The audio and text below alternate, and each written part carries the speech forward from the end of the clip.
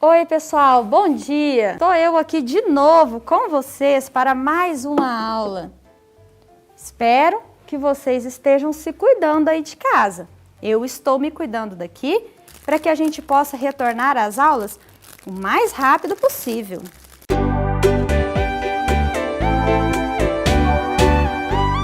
Então, como tem sido esse período de quarentena para vocês? Vocês estão lembrando de lavar as mãos, usar álcool em gel e se cuidar? Que bom, eu fico feliz. A nossa aula de hoje será a interdependência dos seres vivos. E eu conto com vocês aqui comigo para uma aula bem agradável. Combinado? Terminaram de anotar? Legal! Então agora eu quero convidar vocês para assistir um trechinho de um filme muito famoso que eu gosto muito, O Rei Leão. Mas preste atenção! Tudo o que você vê faz parte de um delicado equilíbrio. Como rei, você tem que entender esse equilíbrio e respeitar todos os animais, desde a formiguinha até o maior dos antílopes. Mas nós não comemos antílopes. Sim, Simba, mas deixe-me explicar. Quando você morre, seu corpo se torna grama e o antílope come ela. E assim, estamos todos ligados no grande ciclo da vida.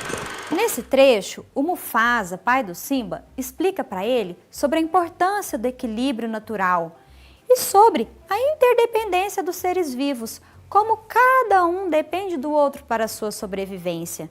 E hoje nós vamos aprofundar um pouco mais sobre esse assunto. Acompanha comigo nas imagens. Aqui nós temos o grupo alimentar dos carnívoros, que são os seres vivos que se alimentam de outros animais. Esses são somente alguns exemplos, existem muito mais na natureza. Nós temos a águia, a coruja, o jacaré, a cobra, o leão e o pinguim. No segundo grupo alimentar, nós temos os herbívoros, que se alimentam somente das plantas. Aí nós temos a vaca, a borboleta, a abelha, o urso panda, o elefante e a girafa e muitos outros. Temos também o grupo dos onívoros, que são os animais que se alimentam tanto de plantas quanto de outros animais. Temos o avestruz, o esquilo, o lobo-guará, que tínhamos muito na nossa região e hoje, devido à urbanização, temos em menos quantidade, o chimpanzé, o porco-espinho e a gaivota. Mas e as plantas? Olha só que legal esse esqueminha. Esse e os outros esquemas que você vai ver na aula hoje, você pode encontrar no seu livro de ciências. E não se preocupe se o seu livro for diferente desse. O conteúdo é o mesmo. Agora eu vou trazer mais imagens para vocês. Prestem bastante atenção. As plantas, elas produzem o próprio alimento. A gente chama de fotossíntese. Elas captam a água através de suas raízes, leva até o caule. A folha capta a luz solar, absorve a energia da luz solar e absorve também gás carbônico do ar. Esses três elementos, água, gás carbônico e a energia da luz solar, são os ingredientes que ela precisa para produzir o seu próprio alimento. Por isso, a planta é considerada um produtor dentro da cadeia alimentar. Viram só que legal? A planta produz o seu próprio alimento, isso é incrível! Agora, vamos ver um pouquinho mais como se organiza essa cadeia alimentar. A planta, como eu já disse, é o produtor na cadeia alimentar. Nesse esquema, nós temos a planta, a capivara, a onça-pintada e os decompositores. O processo é o seguinte: a planta produziu o seu próprio alimento, a capivara pode ter dois destinos. Ela pode morrer de causas naturais ou algum outro acontecimento e virar alimento para os decompositores, que são fungos ou bactérias do solo, ou ela também pode ser comida pelo seu predador, a onça-pintada. Se a capivara foi comida pela onça-pintada, então a onça-pintada é o consumidor secundário. A onça-pintada não tem predador, então quando ela morre, ela vira alimento dos decompositores. Os decompositores, por sua vez, fornecem nutrientes, sais minerais aos produtores. Vocês viram o tanto que a cadeia alimentar é organizada? Um animal que entra em extinção afeta toda essa cadeia alimentar. Por isso é tão importante preservar e cuidar dos nossos animais. Agora, acompanha comigo esse outro esqueminha. Aqui nós temos o Sol também, porque o Sol fornece energia para todos os seres vivos. Todos os seres vivos são dependentes da energia solar. O produtor capta energia da luz solar, fornece nutrientes e energia para o consumidor primário. O consumidor primário fornece nutrientes e energia para o consumidor secundário, que por sua vez também fornece energia e nutrientes para os decompositores. Mas os decompositores fornecem somente nutrientes para os produtores. Nesse esquema, a gente pode perceber como funciona o fluxo de energia entre os seres vivos e como eles transferem os nutrientes de um para o outro. Agora eu quero convidar vocês para conhecer o esquema de uma teia alimentar. É um pouco mais complexo, mas vocês vão entender. Vamos lá? Na teia alimentar, nós temos várias cadeias alimentares juntas, porque um ser vivo pode servir de alimento para um ou outros seres vivos. É o exemplo da capivara. A capivara, ela é um herbívoro, ela comeu a vegetação. Ela pode servir de alimento para onça, para arpia ou para jiboia. O gafanhoto também é um herbívoro, comeu a vegetação. Ele vai poder servir de alimento para o sabiá ou para a rã. A rã também serve de alimento para a jiboia e o sabiá também serve de alimento para a arpia. Viram só como é a teia alimentar? Como esses seres vivos estão todos interligados? Agora eu quero ver se vocês prestaram atenção no que é o produtor e os consumidores. Olha esse esquema aqui comigo e me ajuda a classificar. Quero ver se vocês prestaram atenção, hein? Nesse esquema, o rato comeu o milho, a serpente comeu o rato, o gavião comeu a serpente e o jacaré pode ter comido a serpente também. Então, nesse esquema, quem eu considero como produtor? Isso mesmo, o produtor é o milho. E quem eu diria que é o consumidor primário? Isso mesmo, o rato. E quem seria o consumidor secundário? Muito bem, a serpente que comeu o rato. Muito bem, gostei de ver, vocês estão realmente prestando atenção. Agora, vamos voltar a falar um pouquinho sobre a extinção dos animais. Eu quero que vocês analisem comigo um gráfico de barra simples. Vamos lá. O que o desequilíbrio pode causar? Animais em extinção no Brasil 2014. Essas informações foram retiradas do site do ICMBio. Aqui ele nos diz que em 2014, haviam 110 espécies de mamíferos em risco de extinção, 234 espécies de aves em risco de extinção, 80 répteis em risco de extinção, 41 anfíbios, 409 tipos de peixes diferentes correndo risco de extinção e 299 tipos de invertebrados. Tudo isso só no nosso país. Imagina no mundo todo. Que tal a gente trabalhar um pouquinho de matemática agora? Vocês já conhecem esse material? Acredito que sim. Ele é muito utilizado nas nossas aulas de matemática. Ele é o ábaco.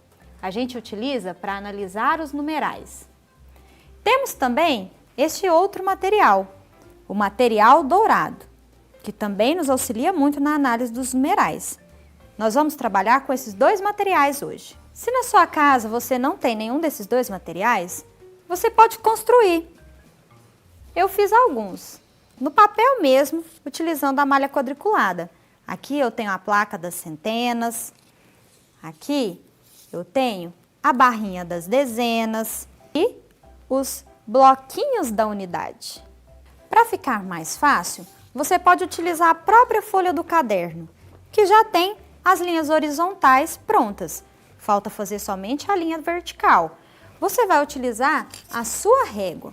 O importante é, na hora de fazer as linhas verticais, elas terem a mesma distância que as linhas horizontais. Assim, vocês conseguirão bloquinhos perfeitos. Nós vamos escolher dois numerais para analisar. Vamos representar no ábaco e representar no material dourado. Depois você pode escolher outros números para fazer isso na sua casa. Agora, nós vamos escolher o numeral dos mamíferos e o numeral dos répteis. Tudo bem? Primeiro, vamos representar com o material dourado. O nosso gráfico disse que temos 110 mamíferos em risco de extinção. Então, para representar a casa das centenas, nós vamos usar a nossa plaquinha. Como são 110, vamos pensar 100. Eu tenho só uma plaquinha, 100. Então, eu vou usar somente uma. Na dezena, eu vou colocar alguma coisa? 10. Sim, vou usar somente uma barrinha. E na unidade, nós temos algum algarismo representado? É o zero. O zero não tem valor. Então, na unidade, nós não colocamos nada. Vamos fazer a mesma coisa com o número 110 aqui no nosso ábaco? Vou esvaziar primeiro. Esse nosso ábaco vai das unidades simples às dezenas de milhares. Unidade, dezena, centena simples. Unidade de milhar, dezena de milhar. Se o numeral que nós precisamos representar é o 110, então, como nós já vimos, eu vou utilizar uma pecinha na centena, uma pecinha na dezena e a unidade eu vou deixar vazia. Então, aqui no ábaco eu tenho representado o número 110. Tudo bem? Agora, como eu disse, nós vamos representar o valor dos répteis, que é 80. Então, eu vou retirar 80. Na dezena, eu tenho o algarismo 8. Então, eu vou utilizar 8 barrinhas. Contem comigo. 1, 2, 3, 4, 5, 6, 7, 8. Na unidade, nós temos o algarismo 0, que não representa nenhum valor, então não colocaremos nenhum cubinho. No nosso ábaco, para representar o numeral 80, nós usaremos 8 pecinhas na casa das dezenas. Muito bem, então conta comigo. 1, 2, 3, 4, 5, 6, 7, 8. Como na unidade nós temos o algarismo 0 e ele não representa valor, não colocaremos nada. Que tal a gente fazer um último numeral? Vamos representá-lo somente aqui no ábaco. O total de invertebrados que estão em extinção atualmente no Brasil é 299. Então, vamos lá. Na casa das centenas, nós temos qual algarismo?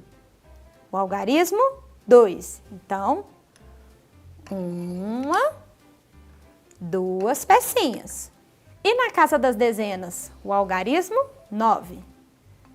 1, 2, 3, 4, 5, 6, 7, 8, 9. E nas unidades, algarismo 9. Muito bem.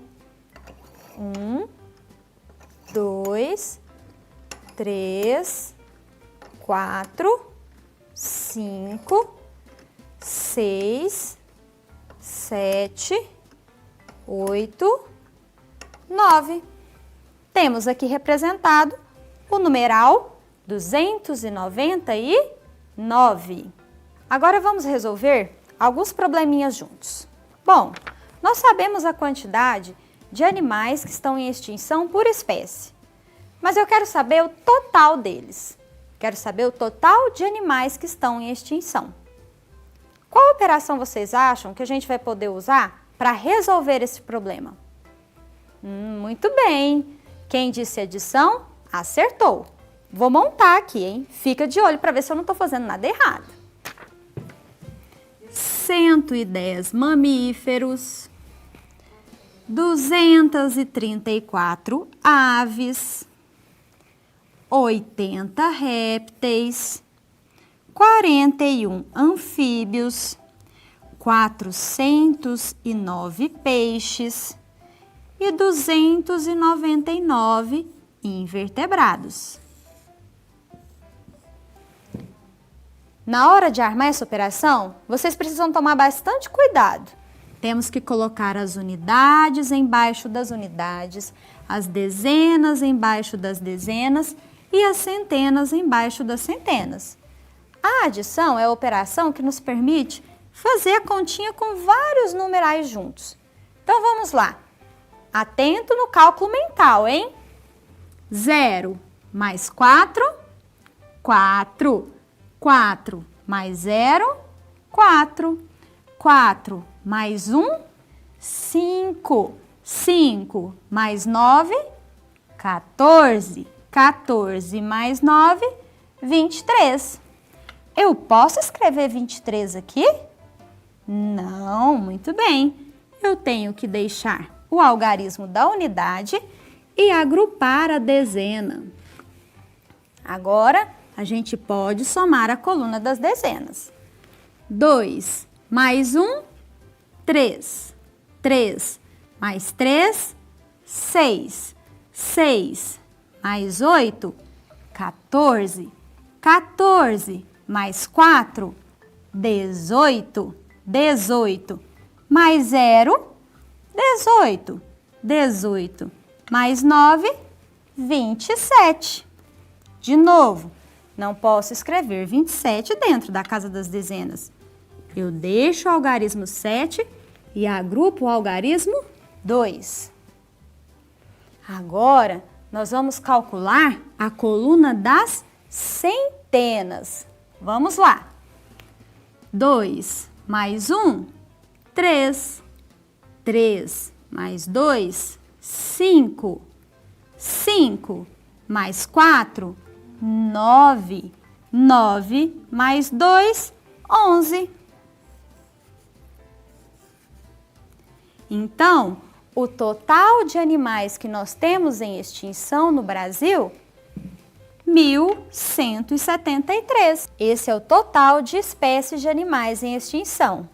Agora, eu quero saber qual é a diferença de peixes em extinção e de invertebrados em extinção. Sempre que eu quero descobrir a diferença entre um valor e outro valor, eu devo usar qual operação mesmo? Muito bem, eu uso a subtração. Vamos armar? 409 menos 299.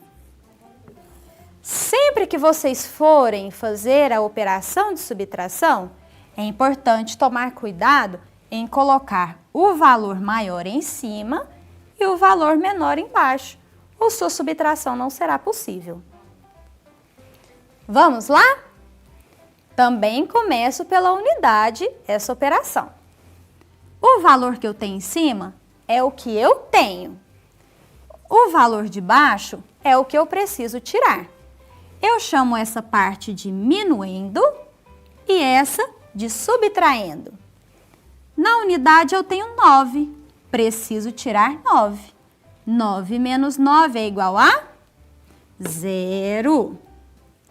Na dezena, eu tenho algum valor no numeral de cima? Algarismo 0 não tem valor. O que é que a gente faz mesmo nesse caso? Eu vou recorrer à ordem vizinha, a ordem das centenas. Ela vai poder me ajudar. Na centena, eu tenho 4 centenas.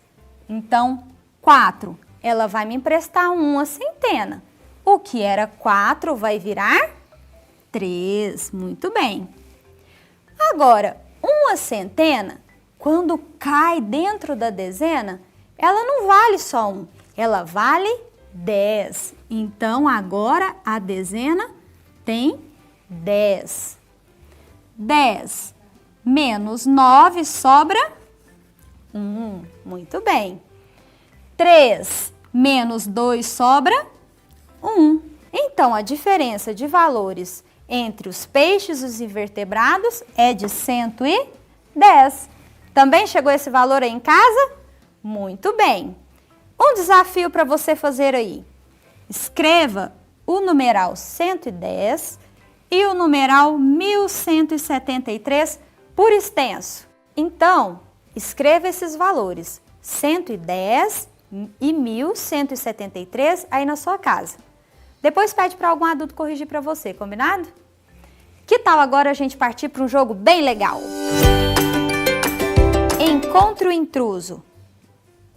Nós temos aqui o grupo dos carnívoros e um desses animais não faz parte do grupo alimentar dos carnívoros. Que animal está intruso aí?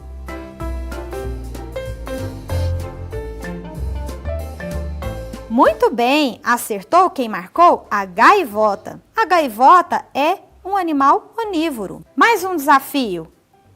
Agora nós temos o grupo dos herbívoros. Quem é que está de intruso aí nesse grupo? Muito bem, acertou quem marcou? O esquilo. Ele também é um animal onívoro. Último desafio. Encontre o intruso no meio dos onívoros.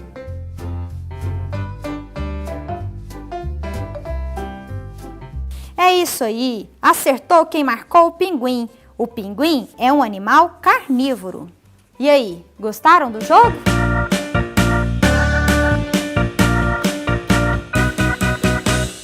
Hoje tem dica legal para vocês. A dica do dia é a revista Ciência Hoje das Crianças.